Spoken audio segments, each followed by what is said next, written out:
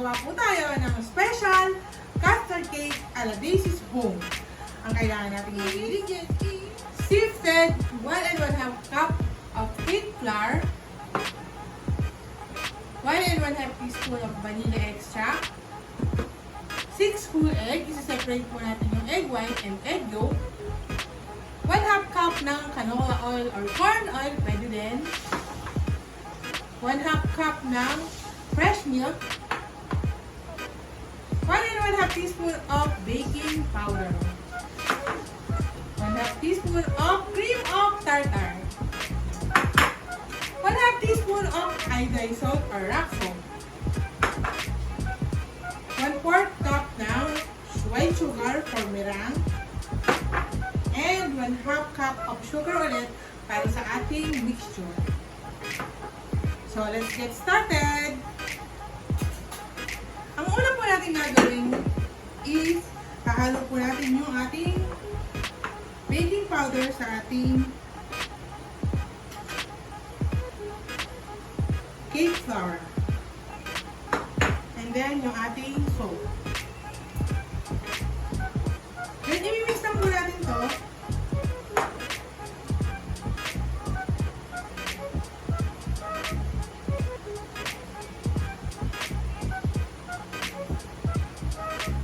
And set aside.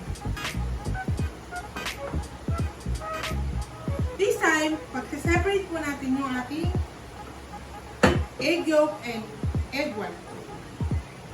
So, kailangan malinis yung ating mga kamay every time na gagawa tayo ng kahit anong klase ng food.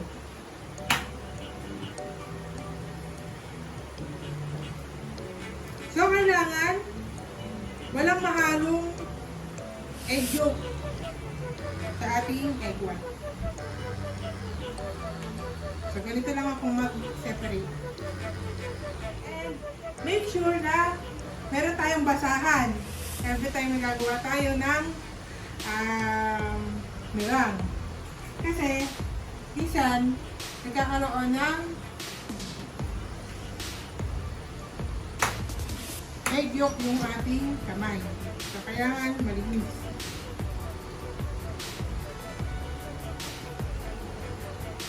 Or minsan, hindi rin natin naiiwasan na basag pala yung egg yolk. So, nahahalo talaga siya sa ating egg white.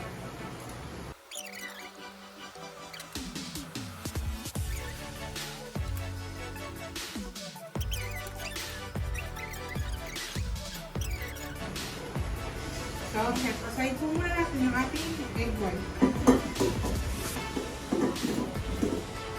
And, imimix po natin ang ating egg yolk. So, this time, imimix ko yung ating egg yolk with sugar. Yung 1/2 cup ng sugar nyo, yun yung ilalagay natin sa ating egg yolk mixture.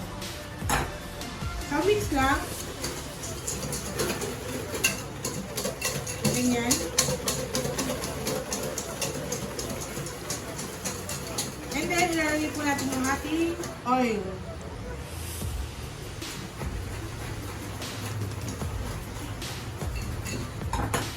Mix lang ulit.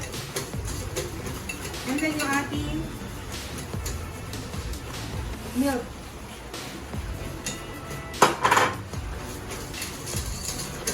And yung ating 1 and 1/2 teaspoon of vanilla.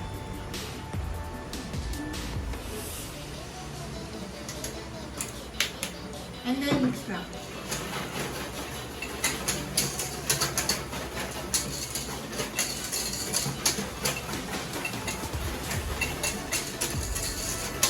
And pag na-mix na natin siya ng ganito, lalagay po natin yung ating cake flour.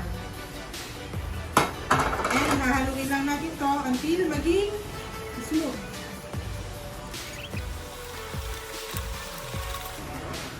So, kailangan walang bumubuok pag naglagay tayo ng ating flour. So, ito po ang ating egg yolk mixture.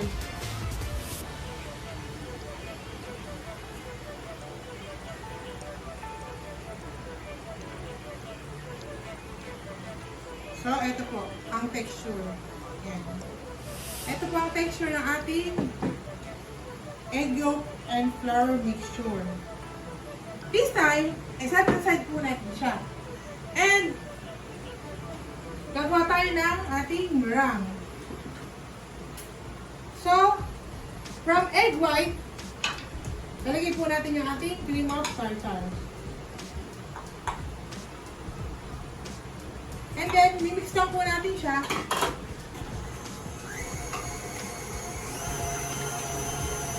Medium heat.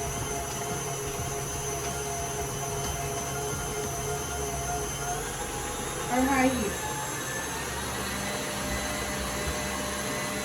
Gagawa ng heat na.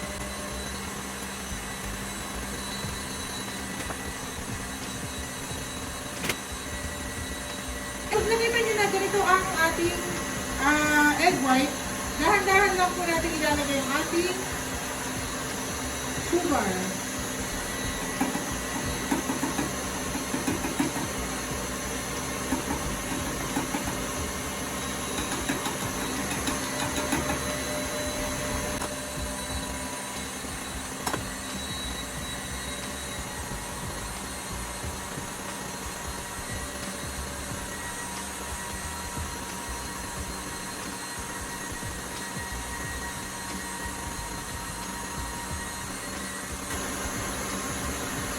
So, i-whip natin to ng mga nasa 7 minutes.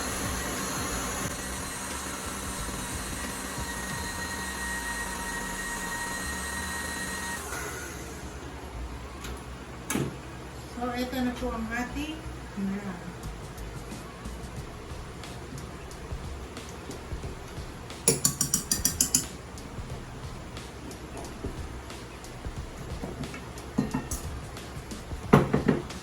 So, ito na po ang texture ng ating meringue. And, ipo-fold lang po natin siya sa ating egg yolk mixture. So, from here, kalagyan ako ng konti lang muna para fix natin siya ng ganito.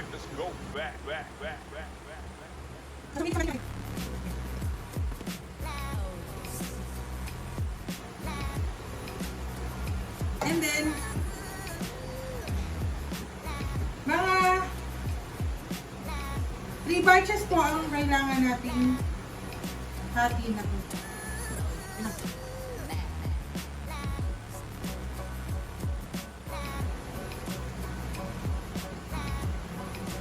So, kailangan equal yung pag-fold natin this time ng ating mixture.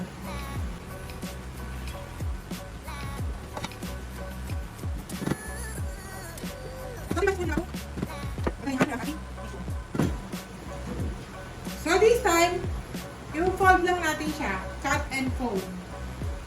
But don't over-mix. Pag sinabi mong cut and fold, ganito lang yung circulation ng ating pag-mix. Ayan. Cut and fold. Cut and fold. Cut. Natin siya nasa gitna and fold. Ayan. Ganyan lang palagi.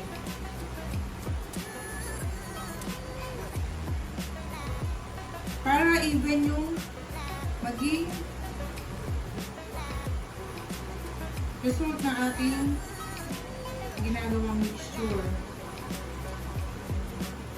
So, hihintayin nyo lang na mawala yung pinaka-puti or yung pinaka-meringue sa inyong ginawang mixture.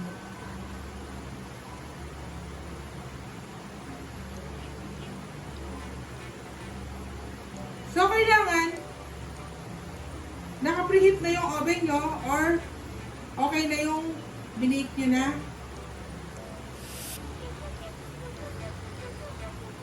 Petsa plan.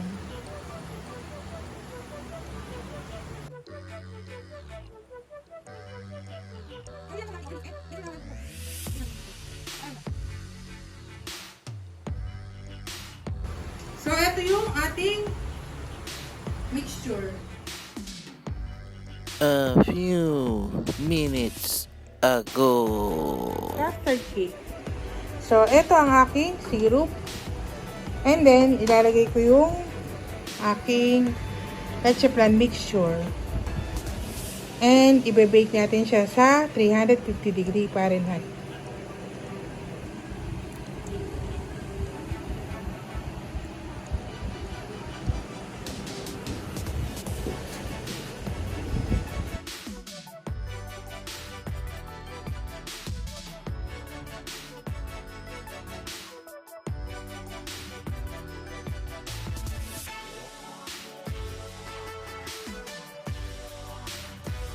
Back to present video. So, ano yung niluto kong leche flan kanina? And then, ilalagay natin sa ibabaw yung ating mixture ng ginawa.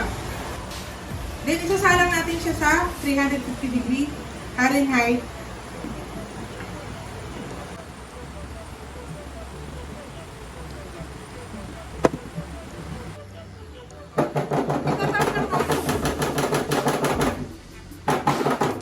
Tatap lang natin siya. Para lang walang air bubble sa loob. So, ganyan lang. Tatap lang natin siya. Isasalang natin siya sa oven.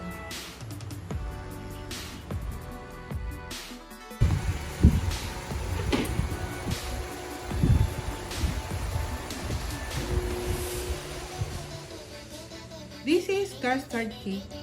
Bake nyo po ito ng 350 degree Fahrenheit or 180 degree Celsius sa bain-marie method.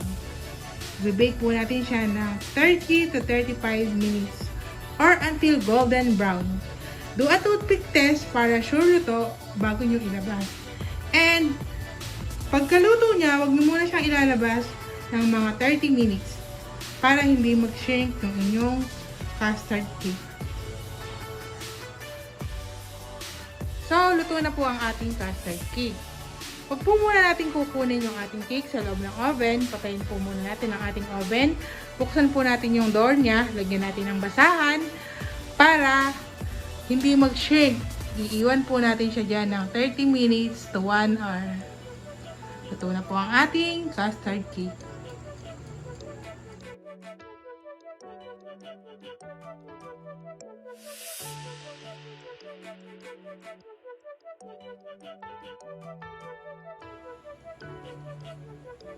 And eto na po ang ating finished custard cake. So, i-check natin siya kung okay ba yung pagkakagawa natin sa kanya. Let's try! Go, go, go!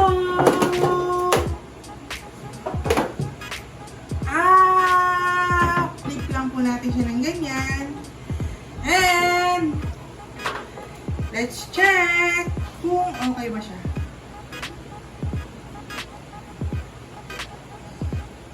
Wow! Yan! Ito po ang ating custard cake. Tcharam! And here's the finished product of our special custard cake Alagresis home. Thank you for watching. Please like, share, and subscribe. And don't forget to hit the notification bell for more updates of my video. And if you have any requests or suggestions, please comment down below. And now, it's time to taste! Let's cut it! And para matikman na natin kung siya ba ay perfect!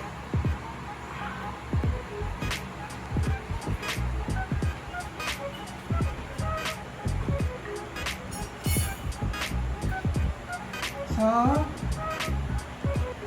ito po ang ating finish